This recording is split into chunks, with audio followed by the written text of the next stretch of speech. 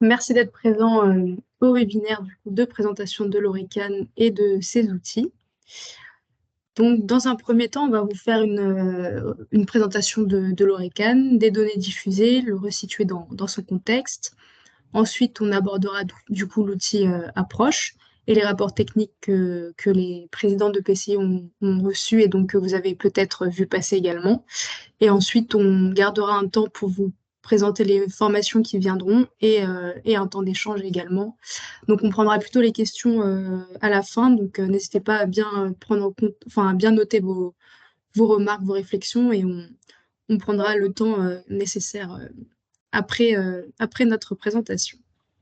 Alors, du coup, le RECAN, donc, c'est l'Observatoire régional énergie, climat, air Normandie. Euh, du coup, on est porté par trois financeurs, donc qui est l'Adréal, l'ADEME et la région Normandie, avec deux animateurs, Biomasse Normandie et Atmo Normandie. Euh, du coup, les pilotes ont renouvelé leur confiance pour 3 années. Donc, on est sur une nouvelle convention qui va débuter au 1er janvier 2024 jusqu'à 2027, donc sur 3 ans. Durant cette convention, on va marquer vraiment plus nos actions sur l'animation territoriale, donc pour répondre aux enjeux contextuels de réglementation énergétique et dont notamment la loi APER également. Euh, dans les actualités également de l'Orecan, donc comme vous le savez, il y a, comme vous savez peut-être, mais en tout cas je vous le dis si vous ne le savez pas, l'inventaire des consommations GES et polluants 2021 va paraître prochainement en début d'année prochaine. Et sur cet inventaire, le secret statistique va être levé sur les consommations d'énergie. Donc précédemment, il y avait un secret. Aujourd'hui, il y a une convention qui va être signée par Atmo Normandie. Donc ce secret devrait être levé. Et également, du coup, dans les prochaines parutions, il y aura la synthèse régionale sur les énergies renouvelables 2022 qui paraîtra également courant janvier-février. Alors, donc, les différentes données que produit l'Orecan, donc déjà, nous sommes répartis entre Biomasse Normandie et Atmo Normandie pour l'animation. Donc, historiquement, il y avait un observatoire au Normand et bas Normand. Donc, c'est pour ça qu'on a encore qu'on a chacun gardé quelques domaines de compétences. Donc, Biomasse Normandie, nous publions les synthèses de production de NR et les données. Et on a aussi une partie sur les transports. Donc, nous, on produit les données de transport, car historiquement, on porte une approche que l'on appelle responsabilité, donc qui n'est pas une approche cadastrale, c'est-à-dire qu'on ne calcule pas les consommations en fonction de chaque commune, mais en fonction des communes d'arrivée et de départ. Donc, c'est vraiment dans l'idée d'avoir le flux complet et de pouvoir associer la responsabilité, du coup, aux communes d'arrivée et de départ. Donc, sur la partie production de données, Atmo, lui, produit toute la partie consommation et émissions de gaz à effet de serre et de polluants de tous les autres secteurs d'activité. Concernant la diffusion des données, donc l'Orecan anime une matinée de l'Orecan. On a également une synthèse régionale sur les énergies renouvelables qu'on vous présentera plus tard dans cette présentation. Donc, on anime aussi des webinaires donc comme aujourd'hui. Et Atmo, sur ce point-là, gère la gestion du site Internet et les bilans de consommation et de polluants. De chaises conso et polluants. Et enfin, concernant l'animation, donc on anime des formations et on répond aux sollicitations des territoires. Donc là, on va passer un petit peu en revue les différentes données que l'on diffuse. Donc, tout d'abord, on diffuse des données brutes, donc sous format CSV. Donc, on va aller faire un petit tour sur le site de l'Orecan. Donc, quand vous arrivez sur le site de l'Orecan, vous êtes sur la page d'accueil. Ensuite, vous allez dans les données, accès aux données. Et là, vous allez avoir accès, du coup, à différentes applications. Donc, consommation, production NR, GES et les différents polluants. Si vous allez, par exemple, sur celle de consommation d'énergie, vous allez avoir du coup une cartographie qui va s'afficher. Donc là, si on fait tout secteur confondu, vous avez du coup des graphiques et une cartographie en aplat qui va pouvoir vous donner des répartitions, donc par secteur. Et également, là, vous pouvez ensuite choisir les différents EPCI. Mais vous avez du coup un détail ensuite par secteur en haut. Et l'aspect qui est intéressant et utile pour vous, donc que ce soit sur l'application consommation ou sur les autres que je vous ai montré précédemment, vous pouvez sélectionner un EPCI. Et là, vous pouvez ensuite, donc vous avez différents exports qui sont possibles. Et si vous allez dans plus d'informations, vous allez avoir la consommation qui va, le fichier, donc CSV, comme je vous le disais, qui va vous être proposé pour enregistrement. Donc ça, c'est une façon d'avoir les données facilement accessibles. Sinon, une autre façon, donc là sur la page d'accueil, vous avez un endroit où on vous dit les données à l'échelle régionale, départementale et les fiches territoires sont disponibles. Et lorsque vous cliquez sur le lien, vous allez du coup avoir accès au SharePoint de biomasse. Et donc dans la partie données, donc vous avez l'historique des différents bilans. Sur le bilan donc, le plus récent actuellement, c'est le bilan 2021. Et là, vous avez du coup les données EPCI, département et régional. Et là, à l'intérieur, vous avez du coup les différents fichiers de données, de consommation d'énergie, d'émissions de gaz, d'émissions de polluants et de production d'énergie. Donc ça, c'est vraiment le cœur de nos données que vous avez en libre accès sur le site internet et du coup, qui vous donne un accès au SharePoint.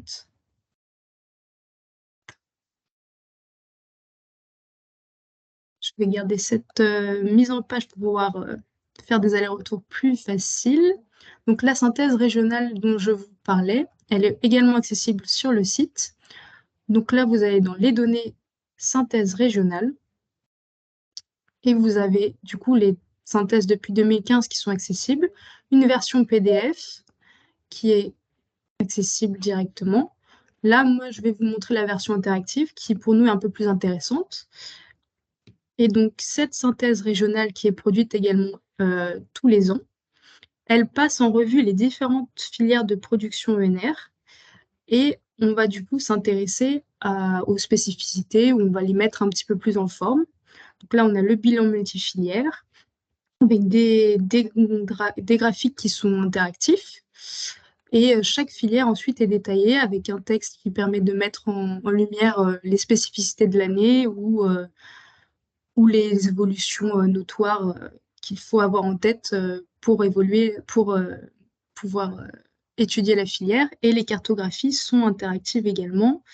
Et si vous pouvez sélectionner et vous avez ensuite le détail à chaque fois des installations. Voilà, ça c'est également la synthèse régionale que l'on va également publier en début d'année prochaine. Ensuite, nous avons les fiches territoires, donc, que vous avez aussi en accès libre sur le SharePoint de l'ORECAN. Donc, tout à l'heure, quand on était ici, on avait également les fiches territoires qui étaient mentionnées. Donc, c'est sur le même lien. Vous avez les fiches territoires où là, par EPCI, donc, prenons le premier, c'est Tableau, on a un PDF qui recense du coup les consommations d'énergie, production d'énergie, émissions de gaz et de polluants de l'EPCI et qui produit du coup différents graphiques par secteur d'activité et par vecteur énergétique et qui le situe surtout à l'échelle EPCI, départementale et régionale. Donc c'est vraiment une comparaison qui est faite dans ces fiches territoires. Donc là, par consommation d'énergie, idem pour la production. Et il y a aussi une comparaison avec les objectifs de consommation et de production à l'échelle nationale. Voilà, donc je le passe en revue, mais c'est la même chose qui est détaillée. Donc ça, c'est un document qui est aussi à votre disposition.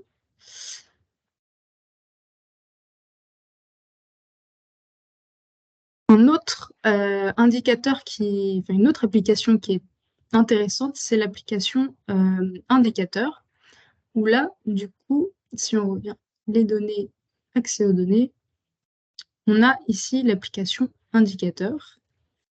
Et donc là, on va pouvoir avoir toutes les données en fait qui sont recensées sur cette application. Donc par exemple, si on choisit la maille EPCI, mais on a du coup la maille région et département également, on va avoir à l'échelle EPCI, donc la population qui va nous être donnée, la consommation d'énergie, les gaz à effet de serre, répartition des gaz à effet de serre et les différents polluants détaillés. Du coup, on peut choisir de filtrer sur un territoire ou d'avoir au niveau régional. Et là, ensuite, on va avoir du coup les données qui vont nous être, enfin, qui vont s'afficher en déplaçant du coup le petit curseur. Le pourcentage de salariés, ça c'est les ratios de population. Pareil, si on fait sur les gaz à effet de serre, là on va avoir du coup des informations. Si on reste à l'échelle d'un EPCI, on va avoir les différentes informations qui vont nous parvenir, le pourcentage d'évolution, la répartition. Donc voilà, c'est un autre indicateur qui vous permet de mettre en forme les données qui sont à disposition sur le site de l'ORECAM. Ensuite, on a évidemment des formations. Donc la formation scénarisation qui est un atelier de co-construction. Donc on reviendra peut-être dessus à la fin si on a un petit temps. Et la formation approche. Donc là, on va évidemment vous détailler, que je laisserai Lisa vous détailler ensuite. Là, je passe rapidement sur les formations. Un autre outil que l'on a, c'est la base logement. Donc c'est une base qui en fait met en forme uniquement les données INSEE et les données INSEE de logement. Donc ça permet pour chaque EPCI et chaque commune d'avoir le nombre de logements par type de logement. Donc, si c'est un appartement, une maison, un HLM ou non, et si c'est un logement principal, secondaire, vacant, etc. Donc, ça, c'est vraiment un autre type de données qui peut vous intéresser et dont on se sert dans les fiches territoires et dans les formations scénarisation également. Et enfin, dernier élément, c'est l'application ENR. Donc, pareil, si on retourne sur le site de l'ORECAN, accès aux données, on a ici application installation ENR. Et donc, cette application,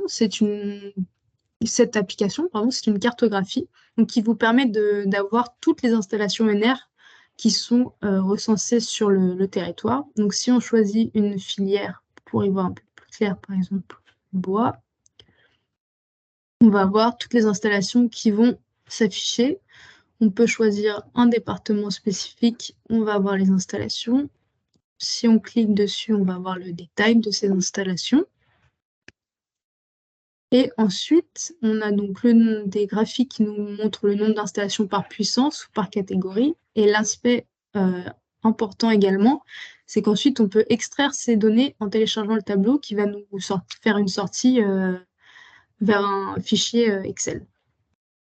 Donc voilà, ça c'est aussi une application qui peut vous être utile pour recenser les installations qui sont présentes sur votre territoire.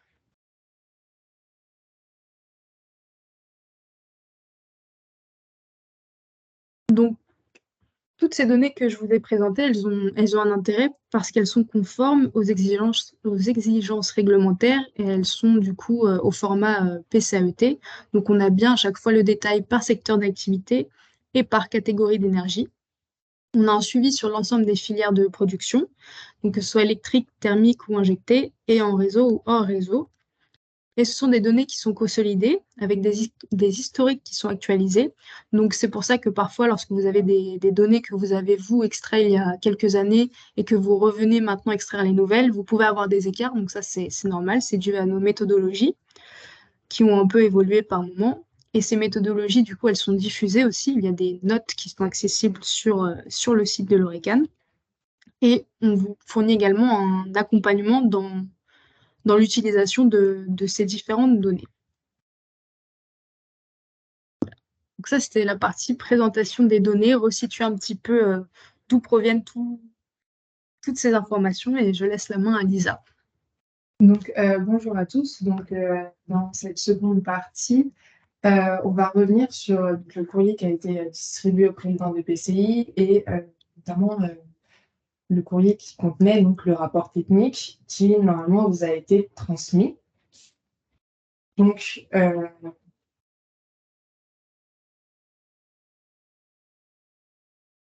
excusez-moi.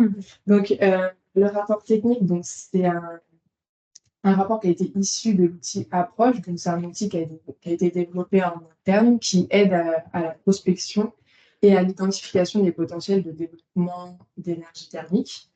Donc, l'outil a été développé par l'ADEME et Biomasse Normandie en 2022 et il a un grand intérêt, notamment pour la loi APER, parce qu'il permet d'identifier des zones à l'échelle communale où il y a des potentiels en fait, de développement de réseaux de chaleur urbains ou des réseaux de chaleur communaux, que ce soit pour de la création de réseaux de chaleur ou pour l'extension de réseaux existants. Et donc, en fait, ça peut directement, ces zones identifiées peuvent directement en fait, être inscrites en fait, dans le cadre des zones d'accélération pour justement développer la chaleur thermique d'origine renouvelable.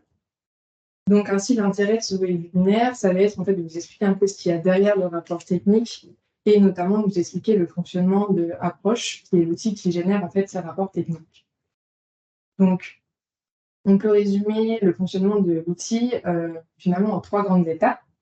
Dans un premier temps, il y a la création d'une base de données, donc une base de bâtiments, qui recense donc, du coup quasiment l'ensemble des bâtiments de Normand. Ensuite, une fois qu'on a établi et recensé l'ensemble des bâtiments, il a fallu émettre des hypothèses de consommation pour estimer les besoins de ces bâtiments par leur fonction et leur typologie. Et enfin, la principale partie de l'outil, c'est son cœur de calcul, donc il fonctionne notamment par priorisation et qui va permettre en fait d'attribuer la solution la plus efficace et la plus adaptée au bâtiment pour du coup une production de chaleur ENR et R adaptée. Donc, dans un premier temps, on va s'intéresser aux sources de données qui ont été utilisées pour compléter l'outil Approche. Donc, on a dans un premier temps utilisé l'annuaire de l'administration qui nous a permis d'avoir l'ensemble des établissements publics tels que les mairies, les organismes sociaux et les services d'État. Ensuite, on a utilisé la base des établissements scolaires du ministère de l'Éducation nationale pour avoir l'ensemble des bâtiments du premier et second degré, que ce soit public ou privé. Ensuite, on a également utilisé la base permanente des équipements présents effectuée par l'INSEE, qui permet d'avoir les bâtiments d'usage sportif, culturel et aussi de loisirs. Grâce à la base Sirène, on a également pu recenser les entreprises du secteur industriel de plus de 10 salariés. Donc, on a effectué ce filtre sur les entreprises de plus de 10 salariés en raison d'une contrainte en termes d'hypothèse de consommation. On l'expliquera par la suite. Et grâce à cette base Sirène, on a pu recenser l'ensemble des exploitations agricoles qui sont présentes sur le territoire normand. Enfin, grâce à la base de données Citadel et le recensement de population effectué par l'INSEE, on a pu recenser dans notre outil l'ensemble des bâtiments collectifs pour l'ensemble des bâtiments de logement collectif, pardon. Et la dernière base de données qui a été utilisée, c'est la base FUNES pour avoir tous les établissements de santé. Donc, grâce à toutes ces sources, on a pu avoir des titres environ 36 500 lignes, ce qui est conséquent et ce qui balaye largement et donc quasiment tous les bâtiments présents sur la Normandie. Ensuite, une fois qu'on a constitué notre base de données et qui est recensé tous les bâtiments, on a utilisé des hypothèses de consommation pour estimer les besoins de chaque bâtiment présent dans la base de données.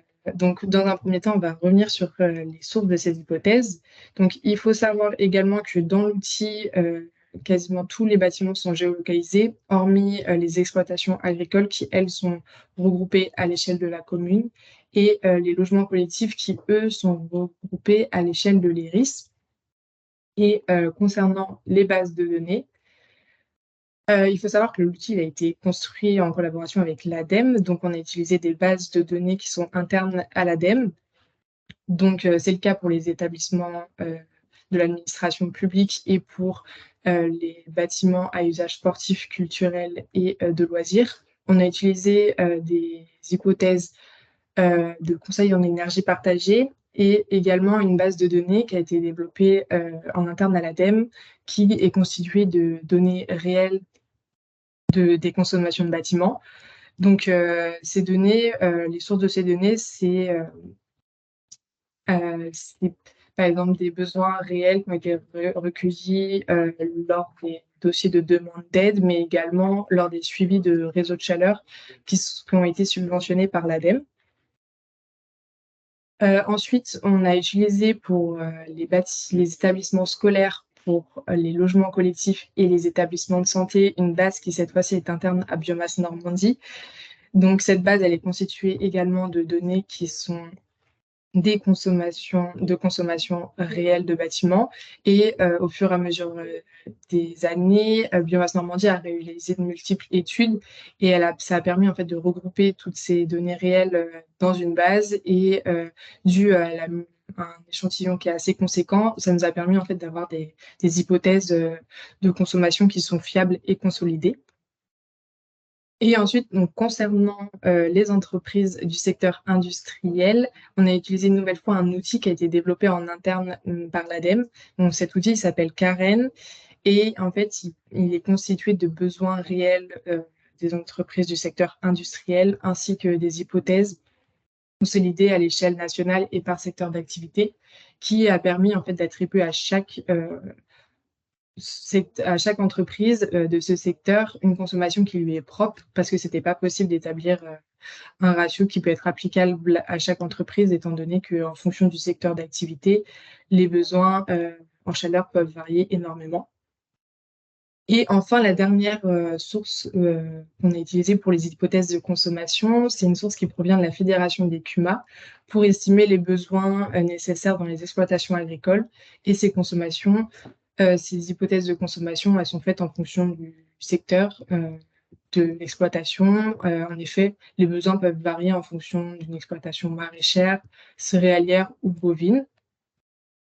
Donc, c'est à peu près tout pour les sources de données qui sont utilisées pour les hypothèses de consommation. Et à présent, je vais vous expliquer le principe du cœur de calcul de l'outil. Donc, c'est un cœur de calcul qui se base sur une priorisation et qui ressemble énormément au final à la méthode de priorisation Enerchoix développée par l'ADEME. Donc, ce cœur de calcul va permettre donc d'attribuer à chaque bâtiment de la base la solution de production qui lui est la plus adaptée en termes de chaleur, ENR et R. Donc, dans un premier temps, l'outil va privilégier la mutualisation des besoins. Donc, s'il y a un réseau de chaleur qui est déjà présent sur le... Donc, s'il y a déjà un réseau de chaleur qui est présent à l'échelle de l'IRIS, dans ce cas-là, tous les besoins qui ont été recensés dans l'IRIS vont être orientés vers un raccordement au réseau pour une densification de celui-ci. Donc, il faut savoir que les besoins qui seront orientés vers ce raccordement, c'est pour des bâtiments qui ne possèdent pas encore de méthode de production de chaleur ENR et R et qui ne sont pas encore raccordés au réseau. Ensuite, si dans les iris qui sont voisines à un iris où il y a déjà un réseau de chaleur et que les besoins sont supérieurs à 3 gigawattheures, dans ce cas-là, l'outil va orienter les besoins des iris voisines vers un raccordement au réseau, donc pour cette fois-ci une extension du réseau de chaleur existant. Il faut savoir que la valeur de 3 gigawattheures, c'est une valeur qu'on a fixée parce qu'il fallait en fixer une, mais elle est totalement évolutive et elle peut évoluer en fonction de vos besoins, notamment. Ensuite, s'il n'y a pas de réseau de chaleur présent dans les iris voisines ou dans l'iris elle-même, et que les besoins de l'iris au total sont supérieurs à 5 gigawattheures, l'outil va orienter tous ces besoins vers la création d'un réseau de chaleur pour mutualiser l'ensemble des besoins recensés dans l'iris.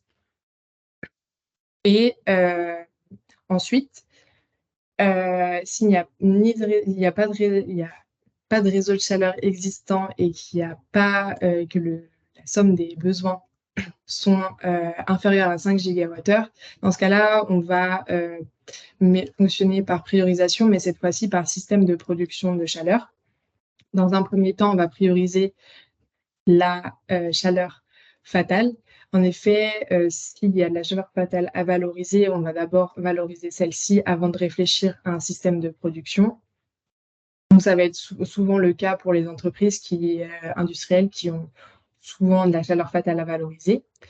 Ensuite, si le bâtiment est considéré comme neuf, tel que notamment pour les bâtiments tertiaires et collectifs et pour les piscines, on va orienter ces bâtiments vers des installations géothermiques.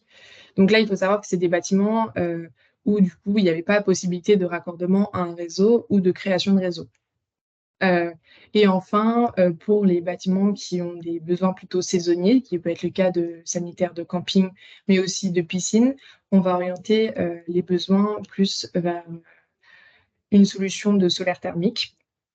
Enfin, l'outil va également étudier la possibilité de mettre en place des réseaux de chaleur techniques communales.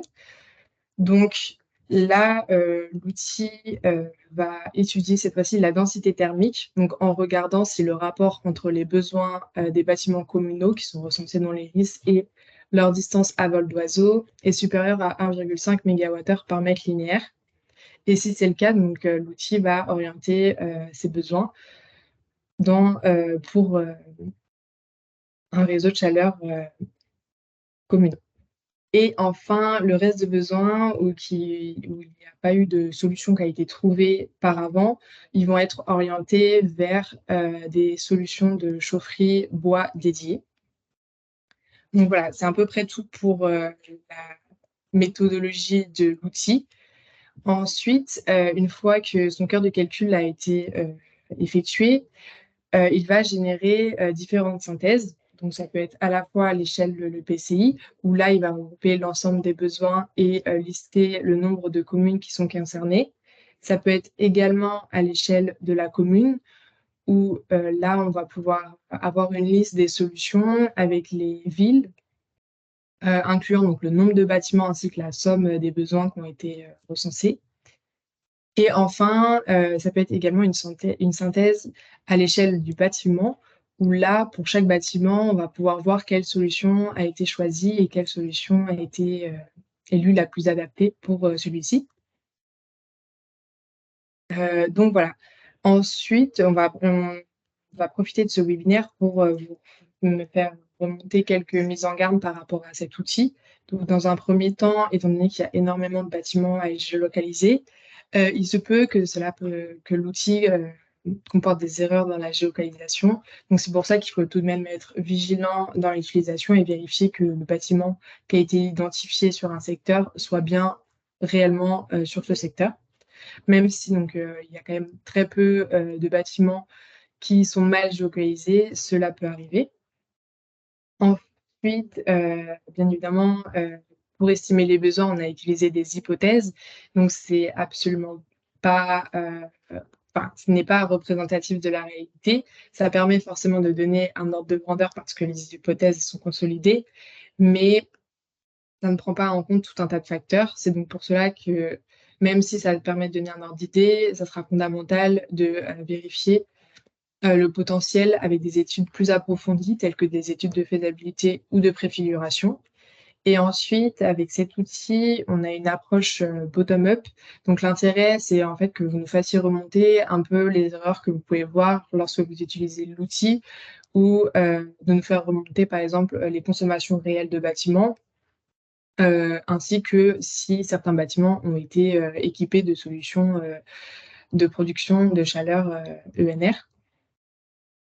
Parce que forcément, si vous nous faites remonter, en fait, l'outil sera de plus en plus performant et de plus en plus fiable pour vous et pour les autres personnes qui l'utilisent.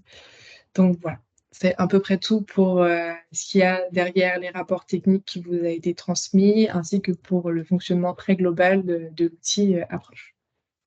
Je vais laisser la main à, donc ma collègue, Maëlle. Du coup, je reprends la main pour les prochaines formations. Ensuite, on gardera intervention et de questions et on reste disponible. Alors, concernant les prochaines formations de l'outil Approche, donc déjà les objectifs de la formation, c'est de disposer d'une base de prospects avec des besoins estimés. Ça va être d'enrichir les données, donc comme le disait Lisa, avec une approche bottom-up par la suite, d'identifier pour vous les potentiels de déploiement ENR thermique et les synergies qui sont possibles au sein d'un réseau, et de définir des zones d'accélération dans le cadre de la loi APR. Donc, on va ensuite publier un calendrier de formation sur le site de l'ORECAN.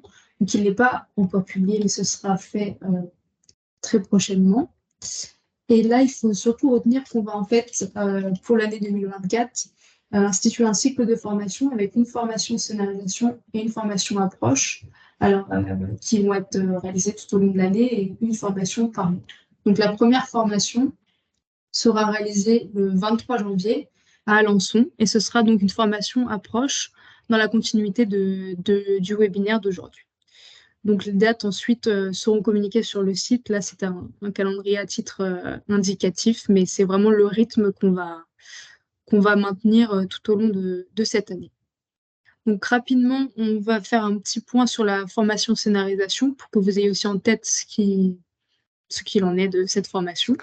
Donc c'est un atelier de co-construction qui vise à définir en fait des actions concrètes pour respecter les objectifs énergétiques. Donc c'est un atelier qui est divisé en deux parties, une partie consommation et une partie production.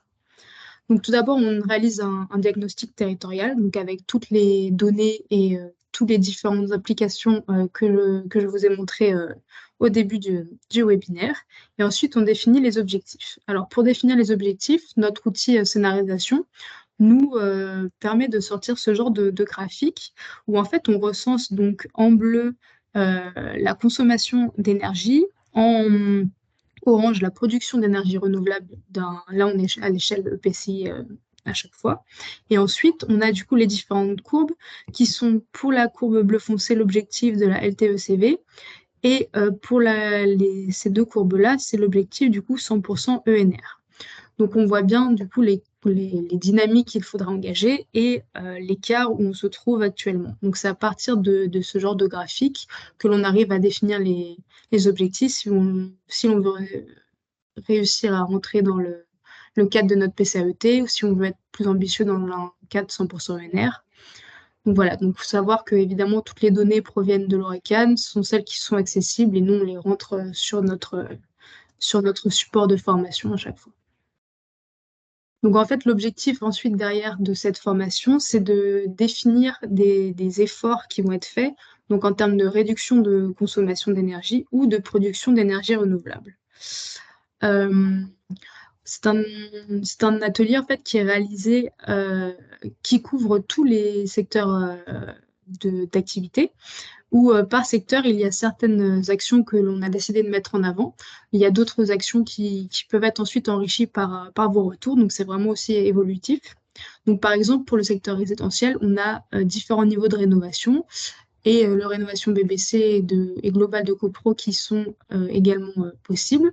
Donc c'est différentes actions qui sont possibles et à côté, on a du coup l'énergie que ça représente qui serait réduite en fait, qui serait réduite. Et en fait, l'intérêt derrière cette formation, c'est qu'on a un tableau avec du coup les secteurs d'activité qui sont présents sur le tableau et les différentes actions qui sont représentées. Et après un calcul, chaque post-it va représenter un certain nombre d'énergie d'unités. Mais on essaie de sortir de vraiment du mégawattheure, gigawattheure pour vraiment essayer de se focaliser sur les actions qui sont possibles à mettre en œuvre. Tous les participants ont donc des post-it et ensuite on va par tour décider de mettre en avant telle ou telle action. Donc c'est vraiment pour engager un débat sur les différentes possibilités qui sont réalisables à l'échelle d'un EPCI et de bien avoir en tête tout le panel d'opportunités qui est possible et les efforts à faire et les compromis à faire et les différentes discussions qui sont nécessaires pour engager de telles démarches. Donc voilà, c'était un point un peu rapide pour vous présenter cette formation qui va être aussi du coup proposée tout au long de l'année. Ensuite, on a un petit questionnaire à vous présenter. Donc c'est pour avoir un peu un retour comme on s'est très peu présenté d'ailleurs. Moi je suis Maëva Sénéchal, je suis chargée de mission Orecan et du coup on a repris avec Lisa Perron qui est également sur l'Orecan et sur des missions du pôle énergie mais au côté bois. On a repris la suite de Quentin Giffard pour l'animation de l'Orecan. Donc du coup, on aimerait juste avoir rapidement un retour sur la présentation des données, leur accessibilité, la diffusion des données, les réponses que l'on apporte au territoire, si vous avez d'autres points à faire remonter. Donc on est vraiment très très preneuse et à l'écoute de vos différentes remarques et également sur les formations à venir si vous avez des points que vous souhaiteriez que l'on améliore, si vous avez des choses que l'on pourrait mettre en place sur des temporalités plus ou moins rapides. Mais voilà, on est vraiment à votre écoute sur ce point-là. Donc,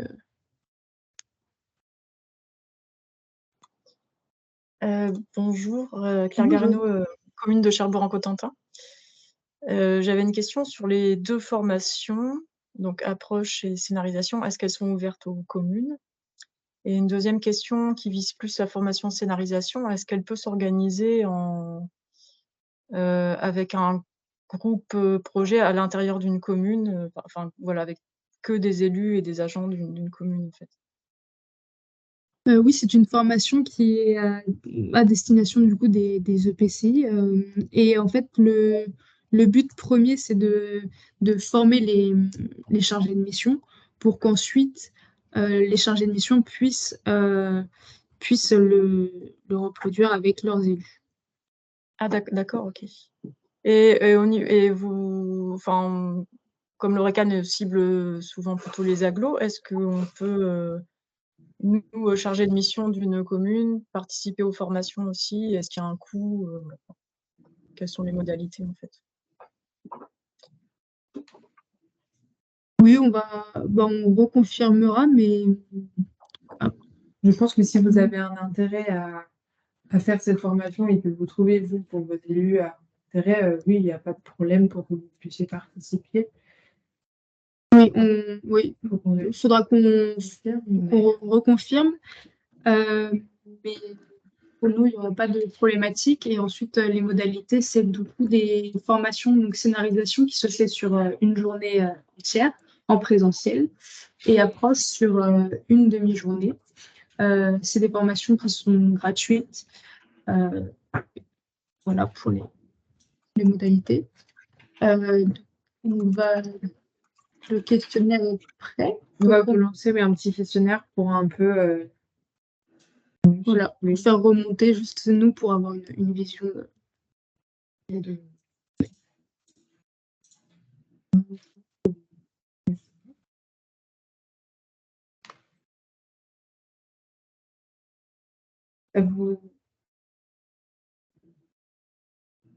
Il y a des questions aussi de Monsieur Hamelin dans le chat.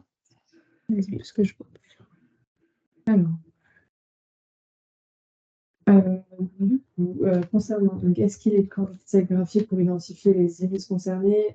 Donc, oui, si approche est possible, c'est possible de cartographier cet outil parce que justement, il y a des coordonnées qui sont applicables pour chaque bâtiment. Et donc, Ça permet bien évidemment de voir quels iris sont concernés.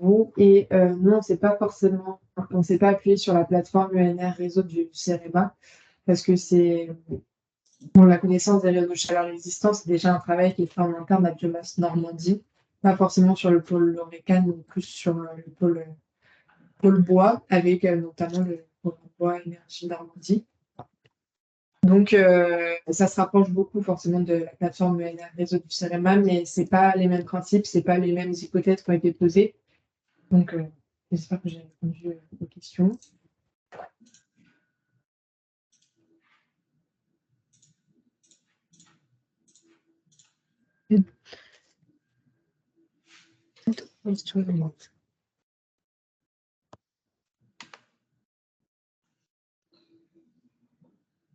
Bonjour, est-ce que vous m'entendez? Bonjour. Bonjour. Oui. Bonjour, Léo Kazmierzak, Métropole Rouen-Normandie. À propos des formations, quels sont les profils, quels sont les postes en fait qui sont associés à ces formations et qui peuvent y participer? Ce sont des chargés de mission. On ne définit pas après exactement le secteur, que ce soit énergie, environnement, aménagement. Ça, c'est chaque PCI qui définit les chargés de mission sur son territoire et son domaine d'activité. Donc nous, on n'est pas fixé autour de ça. Ok. Et les formations sont organisées avec d'autres PCI lors d'un créneau donné, ou est-ce qu'on peut demander à l'ORECAN l'organisation d'une formation pour un EPCI, enfin, en tout cas, en ce qui me concerne la métropole, est-ce que par exemple on peut voir si on peut organiser en interne une formation, par exemple sur la scénarisation, puisqu'on travaille par exemple sur notre révision de notre SCOT et de notre PCAET. Donc c'est quand même des discussions assez importantes qu'on a actuellement, et la question des scénarios qu'on va prendre en compte est quand même assez cruciale vis-à-vis des choix qu'on va faire en matière énergétique.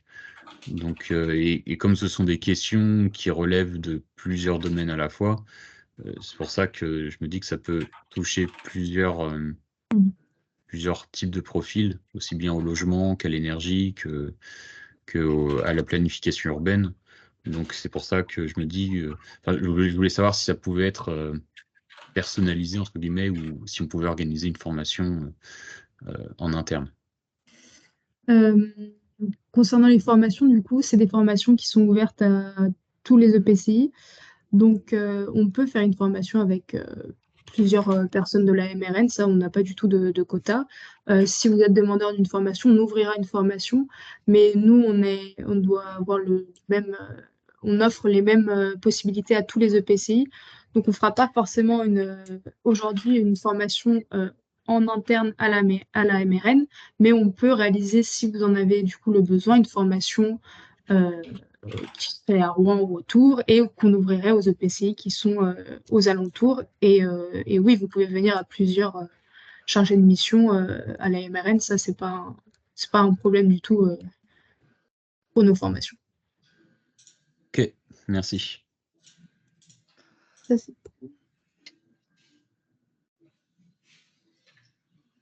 Il y a une question dans le chat concernant pour récupérer les données de l'outil avant les formations de 2024. Du coup, aujourd'hui, vous avez à votre disposition les fiches EPCI, les rapports techniques qui ont été issus de l'outil Approche. Concernant vraiment les données qui sont présentes dans l'outil Approche, on vous met ensuite à disposition l'outil une fois que vous avez participé à la formation. Il faut savoir que c'est un outil qui est assez lourd, assez dense en termes d'informations. Et du coup, c'est pour ça qu'on organise ces formations pour pouvoir vous permettre de vous l'approprier un petit peu plus, de prendre le temps de naviguer dessus. Donc voilà, c'est pas un outil là qu'on va vous transmettre dès à présent, mais sachez que c'est le but des formations et ensuite on pourra évidemment vous le communiquer, puisque l'objectif est que vous puissiez ensuite, vous, naviguer et l'utiliser pour votre propre territoire.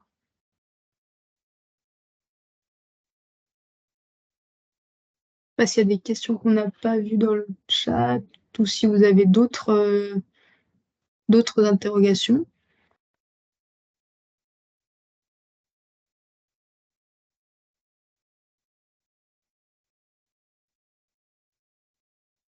Ça a été le sondage.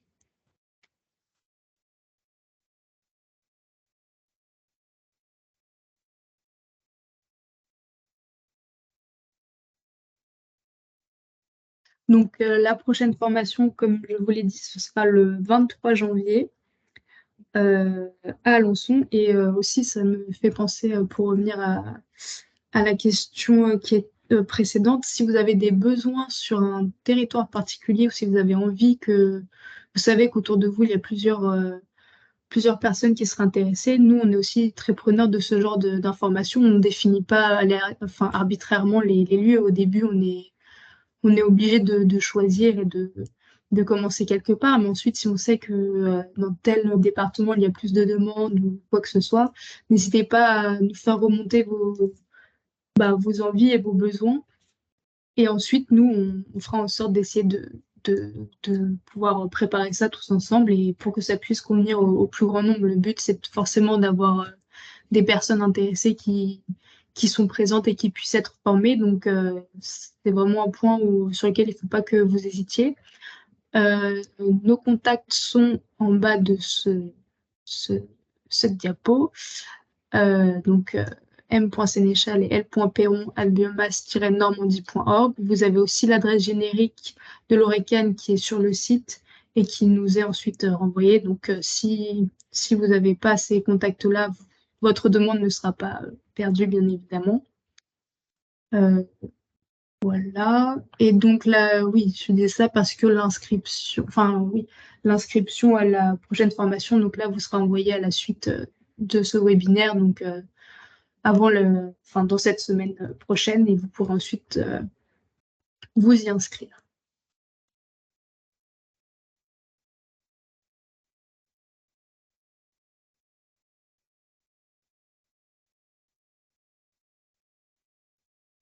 Voilà, je ne sais pas si vous avez d'autres points d'interrogation ou des remarques sur l'ORECAN de manière plus générale.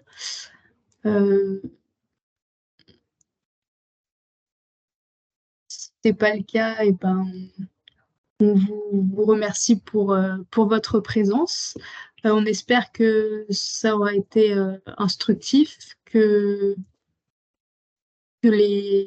vous retrouvera ensuite pour les prochaines formations. N'hésitez pas à nous faire remonter, comme je le disais, toutes vos questions ou tous vos besoins. Et on tâchera d'être les plus réactifs possibles et de répondre au maximum. Et merci beaucoup et puis bonne journée à vous. Merci, bonne journée. Merci. Au revoir.